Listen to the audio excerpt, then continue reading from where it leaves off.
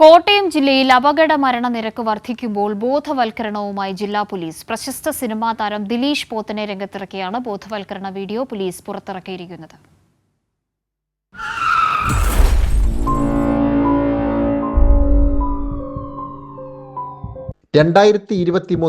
കോട്ടയം ജില്ലയിൽ ആകെ അപകടങ്ങൾ 3325, മരണം 276. 2024 3247 അപകടങ്ങളിൽ പൊലിഞ്ഞത് 264 ജീവനുകൾ. ഈ മുന്നറിയിപ്പാണ് ബോധവൽക്കരണ വീഡിയോയിലൂടെ പോലീസ് ജനങ്ങളിലേക്ക് എത്തിക്കുന്നത്. ഇത് നമ്മുടെ കോട്ടയം ജില്ലയിലെ മാത്രം കണക്കാണ്.